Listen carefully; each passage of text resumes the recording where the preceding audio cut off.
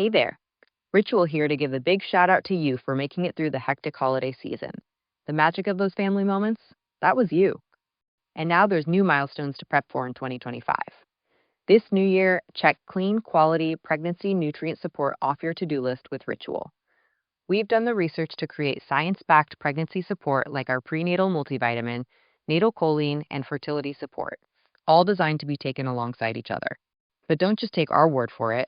They're also third-party tested for microbes and heavy metals and Clean Label Project certified. So whether you're trying, thinking about trying, or already there, we don't have to tell you that prioritizing yourself can be the hardest part. That's why we're helping you get started today with 30% off a 3-month supply for a limited time at ritual.com/podcast. These statements have not been evaluated by the Food and Drug Administration. This product is not intended to diagnose, treat, cure, or prevent any disease. 30% discount at Stone Stopper by Moonstone TM. Find us at moonstonenutrition.com. Here radio. Stone Stopper by Moonstone TM is a doctor-developed, science-backed kidney health solution with 30 MEq of alkali citrate to prevent kidney stones. Available in powders and capsules. Enjoy an exclusive discount with my promo code moonstonenutrition.com. Here radio to get 30% discount. The Irene Dunne-Fred MacMurray Show. Starring Irene Dunne as Susan and Fred MacMurray as George. Together in a gay, new, exciting comedy adventure, Bright Star.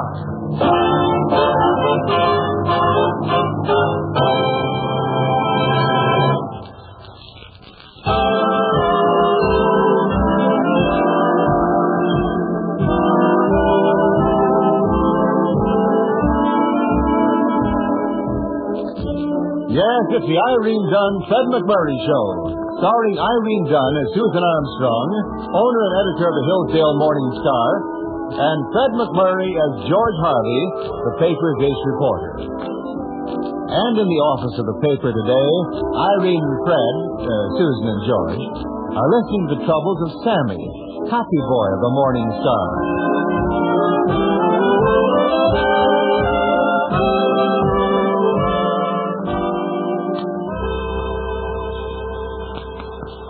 Miss Armstrong, Mr. Harvey. Yes, Sammy? Oh, but why should I bore you with my problems? Well, it's all right, Sammy. Go ahead. Bore us. Well, I've got a new girl. Well, that doesn't sound very complicated. But it is, Miss Armstrong. You see, in order to make an impression, I may have exaggerated my status here at the paper. Now, how do you mean, Sammy? Well, she thinks I'm a reporter. Sammy, you know you shouldn't have. I know, but a certain madness crept over me, and, that's not the worst. Huh? Tell us the worst, Sammy. She wants to come down to the office and see me at work. Mr. Harvey... No, Sammy. You couldn't just switch jobs for an hour or so? Mr. Harvey's right, Sammy. Once you begin these things, they can become terribly complicated. Exactly. Oh, what a tangled web we weave when first we practice to deceive. You make me sound like a spider. Go to her, Sammy. Go to her. Tell her the truth. Ask her forgiveness. Well, maybe I'll just go back to my old girl. It's simpler. Good. Well, now that we have that settled, Sammy, let's get on with... Excuse me, Miss Armstrong. I've got a letter for Mr. Harvey. I forgot to give it to him. Oh, a letter? For me? Business, I guess. It's scented, Mr. Harvey. Here. Scented? Well, it is at that, isn't it? Can I go into business with you, Mr. Harvey? Smells like magnolia blossoms.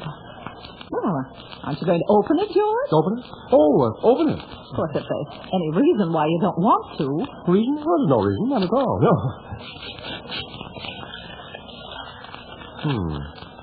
Well, what do you know? Does she write like she smells, Mr. Harvey? Just an old classmate of mine, Sammy, from Memphis. We correspond occasionally, just Christmas cards. You know how it is. Sure, I know how it is, George. Merry Christmas. Well, I see no reason for that tone of voice, Susan. Betty Lou is very happily married. Oh, how nice. But it is a little embarrassing. You see, Sammy, go sweep the floor or something, will you? I just swept it. Oh. Well... What's so embarrassing, Well, George? it's just one of those things, Susan. You see, Betty Lou has always written about how well Beauregard, that's her husband, how well he's doing, and... Well, I told her that... You haven't been taking liberties with the truth, George. Oh, Susan, I should think that you'd know me better than that. Well, she does think that I'm the editor of the Star. Oh, I don't see any harm in that. You can straighten Betty Lou out next Christmas. As a matter of fact, Susan, she writes that she, and I suppose Beauregard, just happened to be passing through Hillsdale, and...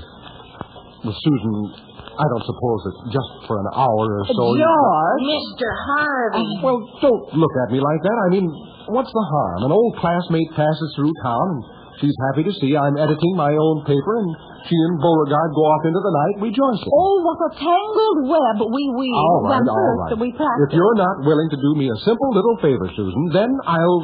Well... I tell you what I'll do, George. I'll just leave the whole thing up to Sammy. All right? No. Well, all right. What do you say, Sammy? Mr. Harvey, you don't deserve it. But yes. Sammy, you're a better man than I am. Here, Mr. Harvey, you're just a spider.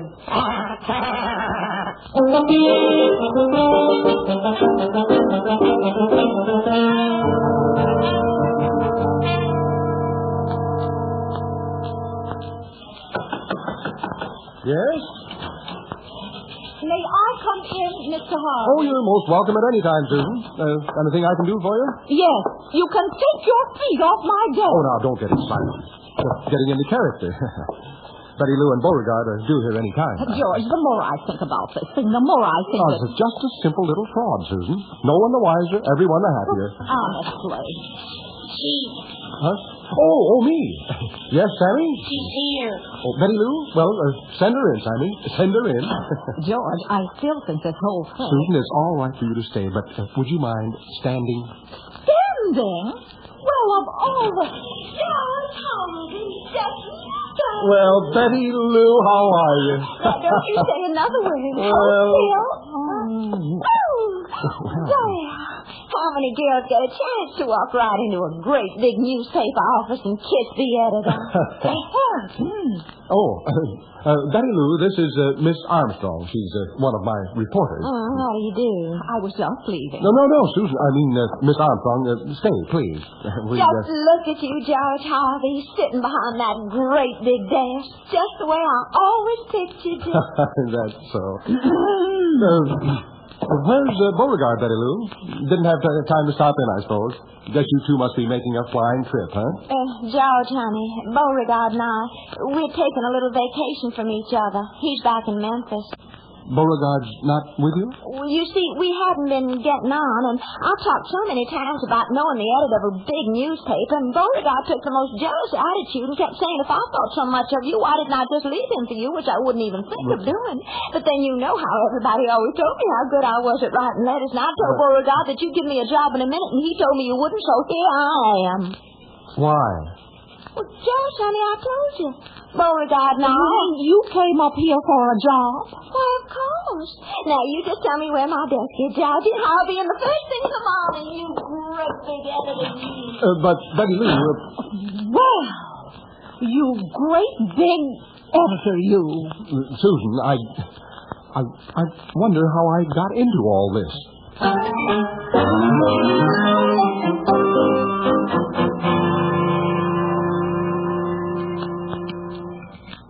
Miss Susan, hadn't you better leave for work? You wouldn't want Editor Harvey to give you the sack. Editor Harvey has problems of his own, Patience. And he'd better come up with some quick answers. Betty Lou. A very interesting situation. What are you going to do about it? George is going to have to tell her the truth, that's all. And this morning, too. Oh, wouldn't be a bit surprised at that Good morning, Susan. Excuse me for walking in like this, but I've been thinking about this thing all night, and... good morning, Patience. How are you, Mr. Harvey? Terrible. You were saying, George? Well, I've been thinking about this problem all night, Susan, and... what have you come up with? Nothing. Oh, swell. But don't worry, Susan. I'll think of something. Tomorrow night, sure. You're not waiting until tomorrow night, George. You're going to tell that Betty Lou the truth this morning. Well, isn't it awfully sudden? George Harvey, I'm warning you. Patience, Patience, I imagine you're familiar with my problem. Yes, Mr. Harvey. All right, Patience, I'll leave it up to you then. You call it. If you say yes, I'll make a clean breast of things this morning, positively. Yes or no? Yes. No. Let's make it 2 out of 3. George?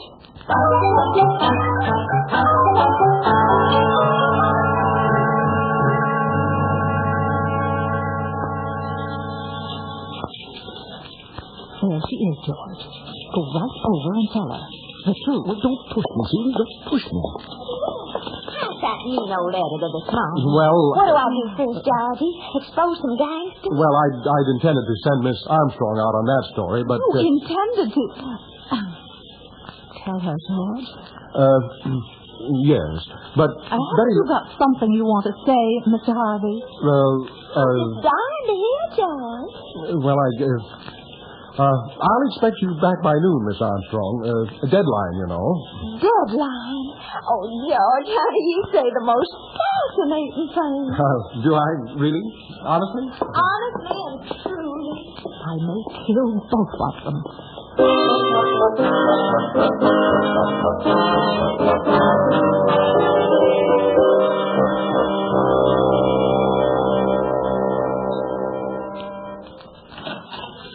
Come in, Chief? Never mind the cutting sarcasm, Sammy. Things are tough enough already.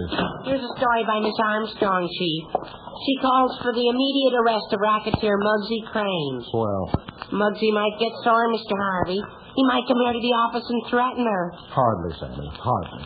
That's why I suggest putting Betty Lou's name on the story. She might get so frightened that she'd go back to Memphis and Beauregard. Wonderful. But how do we make Muggsy show up here? I can hire a friend, Mr. Harvey. Lefty McLarnon.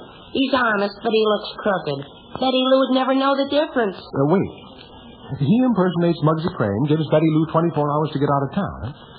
Sammy, you have a head on your shoulders. It's small, but powerful. Sammy, if I ever do get to be an editor, you shall be my right-hand man.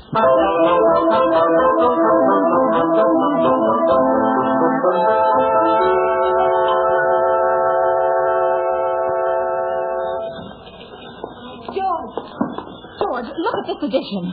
Who changed my byline and put Betty Lou's name instead? Susan, she'll hear you. I don't care who hears me, George. I wrote this story on Muggsy Crane, and I want to know why my name Susan, it's just a clever little scheme I worked out. You see, will you get that, Sandy? Sure, Mr. Harvey. Hillsdale Morning Star. You see, a friend of Sammy's pretending to be Muggsy Crane. What? But Lefty, you have to make it. It's a matter of life and death. You can't? Positively? I'll tell Mr. Harvey.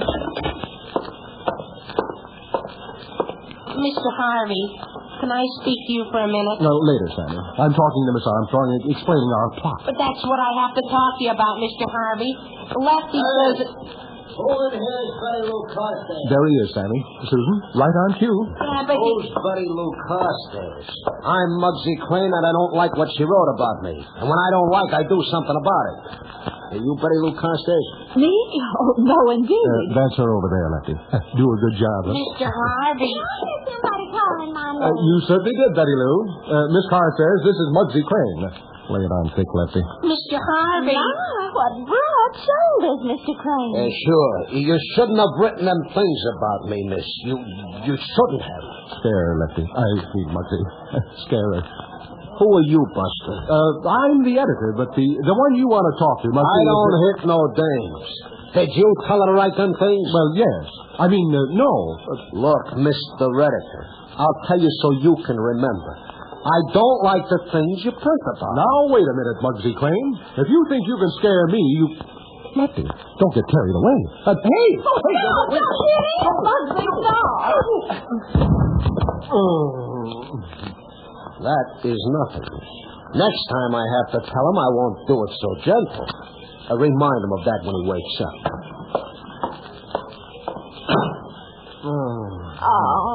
Poor, brave George. I never realized how dangerous it is to be an editor. You know, Betty Lou, I don't think George did either. Poor Mr. Harvey.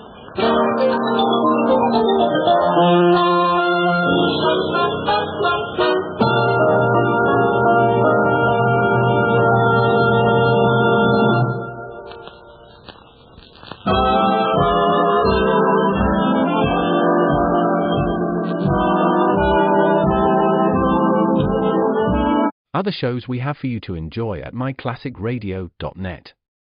The Avengers was most certainly not a household name in South Africa prior to the radio series. With no national television service until 1976, the mechanism simply was not present in the country to show television programs to mass audiences. While many other countries reveled in the filmed adventures of John Steed and Company, South Africa was not equipped to join in the fun. The series took Britain by storm and made a major impression in the American markets, being the greatest of rarities, a British series given a network transmission slot. However, as a filmed series, rather than a videotaped one, The Avengers was able to gain a modicum of exposure in South Africa through film rentals. Come and listen at myclassicradio.net. And now back to our two stars, Irene Dunne and Fred MacMurray, and the second act of our story. Well, George has taken over the editorship of the paper with outstanding results. Dividends so far, a black eye from an irate gangster, a cold shoulder from Susan, and a very uncertain future in the newspaper business.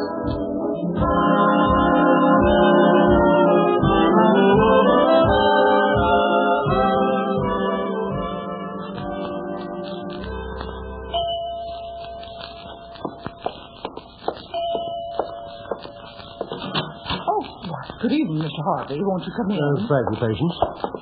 Miss Armstrong is right.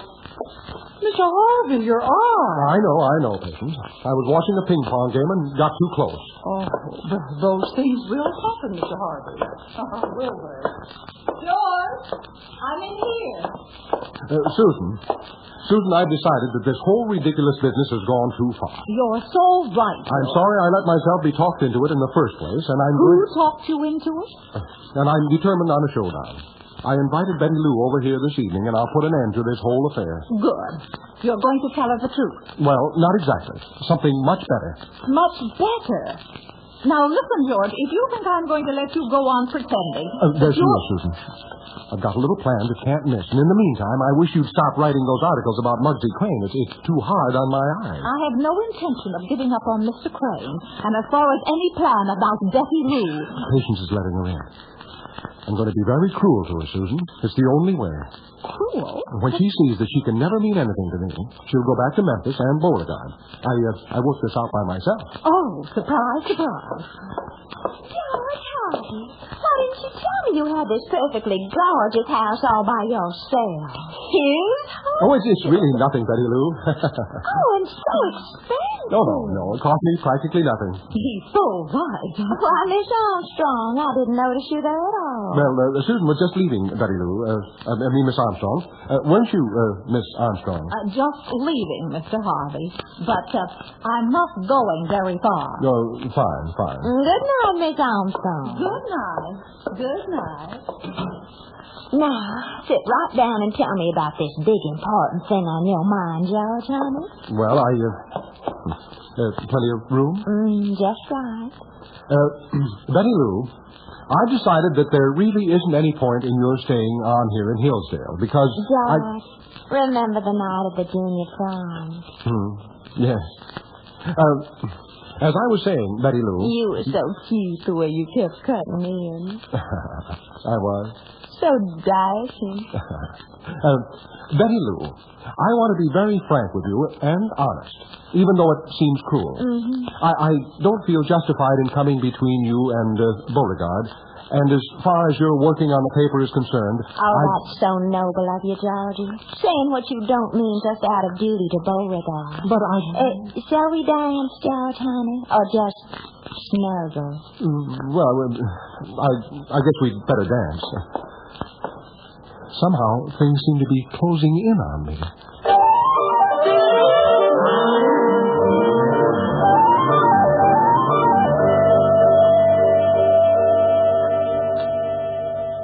Have they gone, Miss Susan? Finally, Patience. Nothing accomplished, I take it. Toward getting Betty Lou to go home? Nothing. Well, don't you think it's time you took things into your own hands, Miss Susan? Half time. Patience, hand me that phone, please. Oh, yeah. Long distance? Long distance. Hello, operator? I want to speak to Memphis, Tennessee. Mr. Beauregard Carstairs. This Miss Carstairs calling. Yes, I'll wait, operator. But not too long. I'm just expiring to speak to my sweet Beauregard. Because I'm southern enough patient. Miss Susan, any more southern and you'd turn into a candied yam.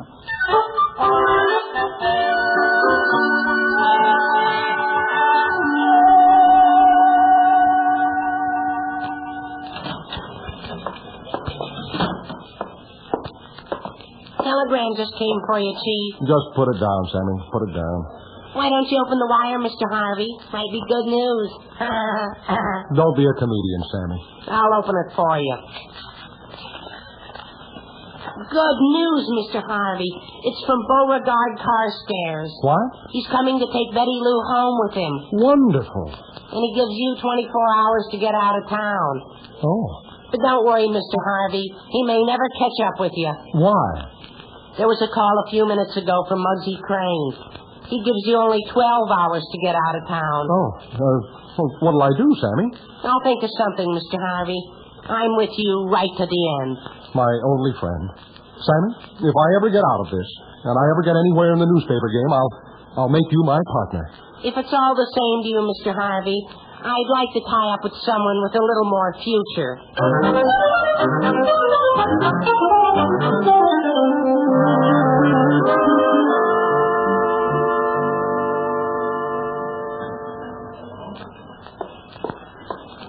Where's the chief, Sammy? In his office, Miss Armstrong.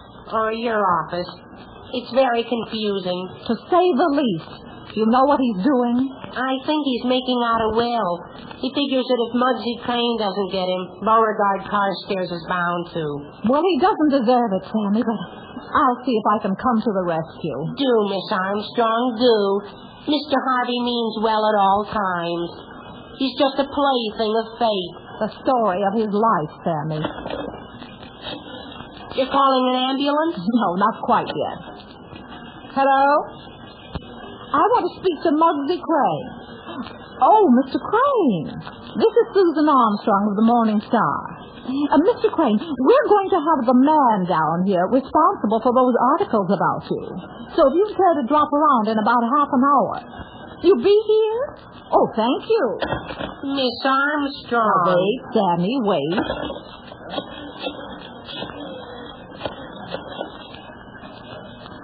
Grand Hotel.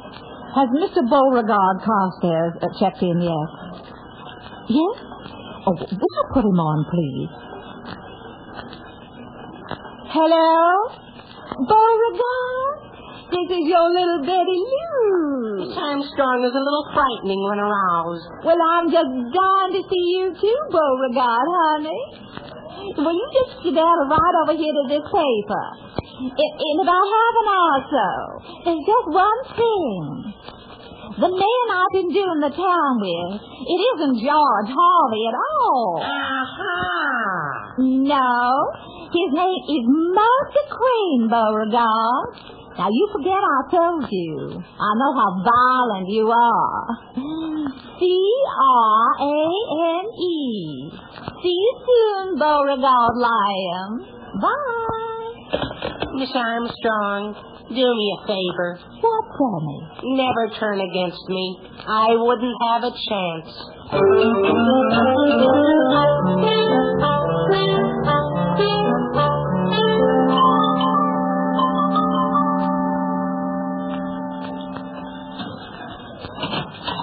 Mr. Harvey, come on out. Why, Sammy? Why? Mr. Crane is here. He just came in. Oh. Well, I guess I may as well face him now as later. Miss Armstrong sent for him. Susan did? I hope you don't mind, George. Mind? Why should I mind? What's left for me now that you two have turned against me? I asked Beauregard to come over, too. He'll be here in a minute. It doesn't even cause me pain, Susan. I'm past that. Hey, what? Come here. Me? You. Are you or are you not in back of those things your paper has been saying about me? I warn you, Muggsy, that I intend to defend myself with the last drop of... Excuse me, is this the office of the Morning Star? Oh, Richard, honey. Oh, Betty Lou, honey. What is this, the tunnel of love? I came as soon as I got your call, Peaches and Cream. My call? But Beauregard, darling, I didn't expect you so soon, right, Betty Lou? But... far be it from me to interrupt for a mere homicide, lady. But I got a lot of chores to do today. Excuse me, sir. I don't believe I've been properly introduced around, Betty Lou. Who cares? For once, I agree with you. Beauregard, honey, this is Miss Armstrong. Ciao, Miss Armstrong. My pleasure, Mr. Costa. How do you do? And this is Mr. George Harvey, Beauregard. Mr. Harvey, sir, I feel that I have misjudged you. You have? Oh, that is, you have. Yes, you have. Look, folks, I got a hot thing going on the 5th of Pimlico, while all this is very charming. And this, Beauregard, is Mr. Crane. Crane? C-R-A-N-E. Prepare, Mr. Crane, to defend yourself. I'm going to nest a crackpot. Beauregard, stop! Not till the damage to your name is repaired, Betty Lou. Put up your hands, sir. Hey, it's a bum rap. There you are, sir. Well done, Beauregard. I don't understand it, but I love it. And let that be a lesson, sir. I don't think he can hear you. Beauregard, you were so masterful. Shall we go, my dear? We must pack for our trip back to Memphis. Of course, Beauregard, if you say so. Goodbye, George. Goodbye, Miss Armstrong. Goodbye. Come back again. Susan, this is all very puzzling. Really? Would you mind coming into my office and explaining? Whose office, yours? Well, your office, Susan, of course. Somehow I have the feeling that I've lost the upper hand. You know something, George? You're right. Poor Mr. Harvey.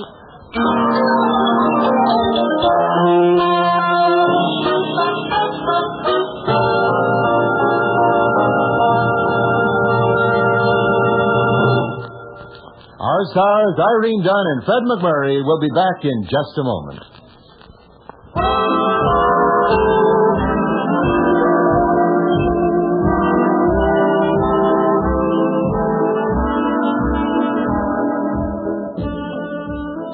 Susan? Yes, George. Aren't you ever going to explain to me what happened? I don't think so, George. I'd rather have you think of it as a superior intelligence moving mysteriously behind the scenes. I refuse to concede any superior intelligence, Susan. It all has some perfectly rational explanation, and if you won't tell me, I can find out by By what, George? By writing to Betty Lou, honey? Well, I did have that in mind. Of course, it might be better to wait until Christmas. Oh, that's when you usually correspond. Yeah, no need in making a special point of it. Beauregard might misunderstand. Beauregard. You're really going to keep up the correspondence, George? Well, this Christmas I'll be very careful to select just a plain card. No sentiment. No sentiment? No sentiment. And then I'm going to sign a wrong name. I'm just impetuous, Susan, not stupid. Oh, George.